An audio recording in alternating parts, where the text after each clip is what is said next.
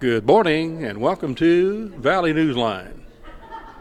Hello, I'm your host Ron Whitlaw, coming to you from the brand new Convention Center in McAllen, Ware Road and Expressway 83 with the organizer of the Workforce 2007, right? Workforce Summit. Workforce Summit 2007. Why did you organize it? Down County Judge J.D. Salinas. Forbes put out a report in April that one of the biggest problems that we had in Hidalgo County in South Texas that we did not have a qualified workforce. That we had 50% of our kids that were not having a GED or a high school diploma. So we got together with the economic development corporations and we kind of answered the call, saying what do we need to do to try to answer that and make sure that it doesn't happen in the future. State Representative Veronica Gonzalez, welcome to the program. Thanks, Ron. What do you think has got to be the result of this summit? Because the organizer, Judge Salinas, standing at your side, wants to make sure that by the next year when this event happens, something has been accomplished. What needs to be accomplished between this day and 2008? Well, it's like my dad would always say, you plan your work and then you work your plan. And I think by getting this many people together from manufacturing, from workforce, from education, for them to work together to formulate the plans and come up with an agenda that Congress can assist with and the legislature can assist with in getting additional funding in the areas that most need it. We're going to go now to Senator Eddie Lucio and his comments made before the summit earlier. I want to address some of the issues that you all have been talking about in terms of what we at the state level have done to address those issues, dropouts, preparing our young people, especially our workforce. I wanted to address, for example, the high dropout rate. The legislature made a new commitment to stem out dropout rates by passing legislation and appropriating $107 million to create the Texas High School Completion and Success Initiative. The average annual dropout rate in Texas is just under 40%, which is obviously unacceptable. The high school completion bill establishes a pilot program to provide grants to fund student club activities and local collaboratives for students at risk by dropping out of school. And it will also establish an intensive technology-based academic intervention pilot program and award grants for campuses to provide intensive summer bridge programs to promote college and workforce readiness. And I think that's what this summit is all about. What can the state do in partnership with you at the local level, our leaders, to make sure this works? In terms of lack of career mindset, we must encourage our young people to set goals and work towards achieving them. We must pay a higher priority on starting a career versus getting a job. A job should be the beginning of a career and not just a paycheck. A career gives a person a sense of self-worth and belonging. Developing a career will enhance a person's skill set and also give incentive for he or she to be retained by the company. In terms of recruitment now, Texas has a multitude of programs and incentives for an employer to provide training and retraining of their employees. The Skills Development Fund program assists businesses and trade unions by financing the design and implementation of customized job training projects. Talking about basic skills, we go back to when some of us baby boomers were in grade school. We talked about reading, writing, and math. Basic skills development is an investment in our workforce. Employers want an educated workforce. They need an educated workforce, and if we want to lure companies and businesses to South Texas and the border, we must give them the resources they need to compete successfully. Once workers are proficient in basic skills, they then have the tools and the confidence to continue their education and job training. A motivated and educated workforce is our most valuable resource. Limited English proficiency. English is the primary language of this country, and a person is at a disadvantage if they cannot communicate in English. As a community, we must encourage unemployed and underemployed workers to learn English because that is the foundation for all other workplace skills. Once the English is mastered, then reading, writing, and math will follow. Educated in our workforce is not only the smart thing to do, it also is the most compassionate. When we teach someone to be self-sufficient, we inspire them to keep achieving. The flip side of this issue is the lack of Spanish skills. Because we live in a global economy and because our biggest trading partner is Mexico, Spanish is key to doing business along the border and to understanding our sister culture. Lack of advanced technical skills and professional labor skills shortages. Our young people should have an affordable option to attend professional schools in the Valley, and a medical school near their hometown would allow more students to enter the medical field and continue their career here, thereby addressing the doctor and nursing shortages in South Texas. The engineering department at UTPA, which we're extremely proud of, the engineering school at Kingsville, Texas A&M University, Kingsville, and the Rangel School of Pharmacy are other tools that our chambers of commerce and county and local officials can use to attract employers. This source of young professionals eager to enter the workforce lays the foundation for an expanding and vibrant economy. In closing, let me say that the most important thing we must do is in order to maintain our economic growth, is to work together in partnership to find solutions to the challenges our young labor force faces. We can and must coordinate our efforts to create opportunities for our workforce. Competing in a global economy calls for leadership on a local and state level. And as I mentioned before, ladies and gentlemen, it's extremely important to not only get involved in the legislative process, which everyone in this room does. It's also important for us to send to Austin on our governor's desk, lieutenant governor's desk, and other statewide officials, statistics that show that the Valley and its growth will be in position to decide who the next governor is going to be, who the next lieutenant governor is going to be, who the next land commissioner is going to be, because we do have the numbers, and it's important for us to realize that each one of us has a significant amount of influence. If you think about it, in your family structures, in your workplace, everyone listens to what you have to say, and it's important for us to articulate that particular issue and articulate it hard, make it sound throughout the Valley, throughout the border area in South Texas, so that we will become the integral part of the political structure statewide. With that, I can tell you that nothing but good will come out of it in terms of appointments to boards and commissions in this state, people in this room that can serve in TxDOT, Higher Education Coordinating Board, and all the other major boards that are important to us. Texas is run by boards and commissions, not by the legislature. We meet on odd-numbered years for 140 days, and we take up and consider close to 6,000 bills. Texas is run by boards and commission members appointed by the governor, confirmed by the Senate, and on a daily basis, they decide the future of this area of the state. So I ask you to continue to stay engaged as you have been. I ask you to reach out and bring other people to your way of thinking so that we can see a better tomorrow in the Rio Grande Valley. Thank you very much. We have, as you can see, two of our three college and university presidents, Dr. Blandina Cardenas, Dr. Shirley Reed, and our Senator, Eddie Lucio. Welcome to the program. I'm happy to be here, and I'm happy to be surrounded by this brain thrust, you know. Isn't it great? Now, we need to get clarification because Dr. Reed is talking about orchestrating a legislative assault in preparation for the next legislative session. Are you excited about that? Explain that, Dr. Reed.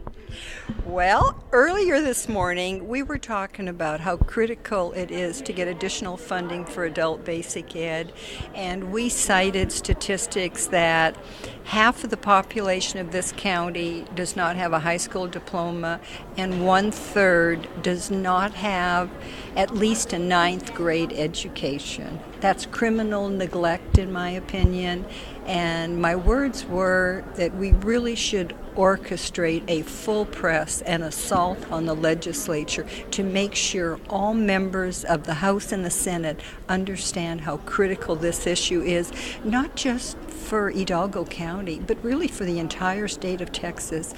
Texas spends approximately $7 million a year on adult basic ed compared to $322 million in California and about $150 million in Florida. Now, how are we going to continue to provide a workforce for new companies that want to relocate to our region? Everybody's employed. We now have to find a way to help those that are unemployed and don't have the basic skills to get into the job market. Yes, I think it merits a frontal assault on the legislature. And Hidalgo County is going to continue to be the second fastest growing county in the nation over the next 10 years, the next decade. And this problem's got to be solved, correct? It has to. Dr. Cardenas, will you add a little bit to what Dr. Reed is talking about? And are you going to be part of this conspiracy that's fomenting right here on Valley Newsline this morning? Listen, I'm ready to enter any conspiracy that will get us the resources that we need to educate our people, because it's good for the state of Texas. It's just urgent. And I, as I said earlier this morning, if we have the parents of young children involved in adult basic education or GED programs, they are setting a powerful example for their children.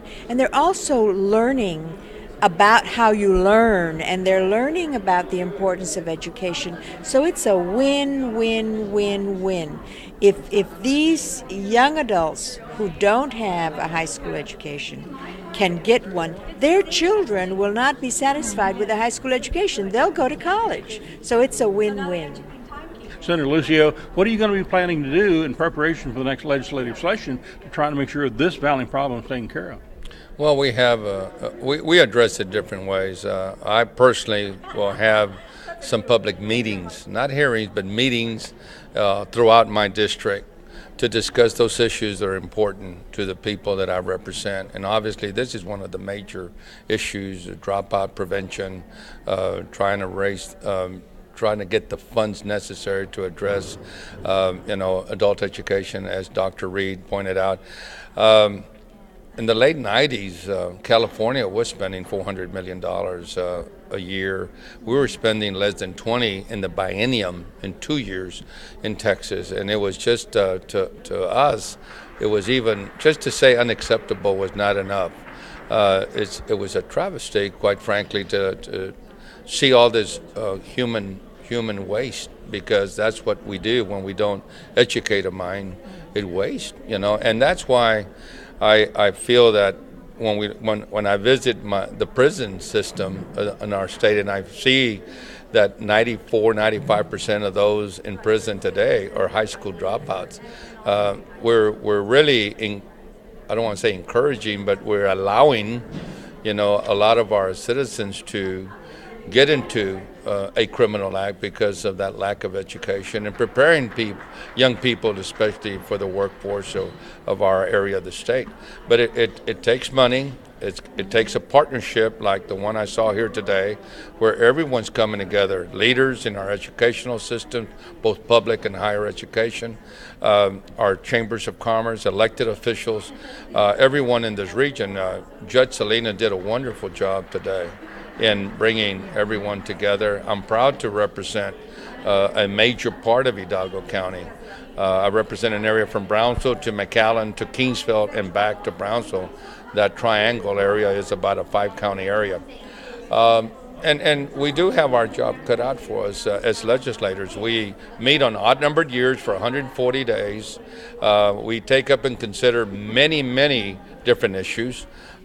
We take up and consider over 6,000 bills. It's a long process in a very short period of time. We do depend on our leadership to support us, and anytime they don't, obviously they control the agenda, they control committee assignments, they control where the money goes in this state. You're talking about state leadership. To a state leader, to a certain degree. So it's important for us to form partnerships with them as well, to work bipartisanly, to do what we can to get it done for the Valley. You talk about state leadership. State leadership, do they really recognize that the Valley is the preparatory ground for bilingual, bicultural teachers, nurses, all of these various skills that they're looking for people that are being created every day in your college, Dr. Reed, in your college, Dr. Cardenas, and then being spirited away from the Rio Grande Valley. So this is the area where the population growth is, where the education that happens or does not happen. Do they not understand that they need to provide the funding if they're going to get back on the other side, the people who are going to come working in their metropolitan area? I think they do understand it. And do they really? I think they do. I mean, if they don't at this point, then they're not listening to us, because we're articulating those issues to them on a daily basis. To me, it's been a pleasure working with Governor Dewhurst. He's helped me in so many ways, including appointing me to the Finance Committee, where I've made a difference for higher education funding and other things that we've needed in our Valley. We need to ensure, though, that we send a strong message to Austin and Washington that we count in this area of the state politically as well, and that we're going to support those individuals regardless of what party they belong to, that make a difference to the Valley, to South Texas, to the border, in terms of highway infrastructure, educational funding, etc. So that's why I ended my presentation a while ago by stating that it's important for our statistics to rise from a 17 voter participation turnout to a 65. You get a 65 voter participation in this area of the state, and then we'll decide who our next state leaders are, and you give me the power and the influence to be able to go back to Austin and make a difference, a huge difference. As it is now, I think we do, and I'm just not saying that. I think we support many of their issues on a statewide basis that maybe don't impact us, and for that reason, they help us be able to achieve our goals. So, it's a very interesting process, but people need to get involved. They're the key to our success. The keynote address at this event given by Congressman Ruben Hinojosa. Here are some of his remarks made earlier. I'm proud to represent the Rio Grande Valley in Congress. Our region and our people have tremendous potential.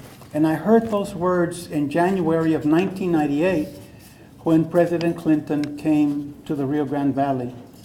And he came at my invitation. And I invited him and told him that we were a region that had a very high unemployment, 22%, when I'd been sworn in that year of 1997.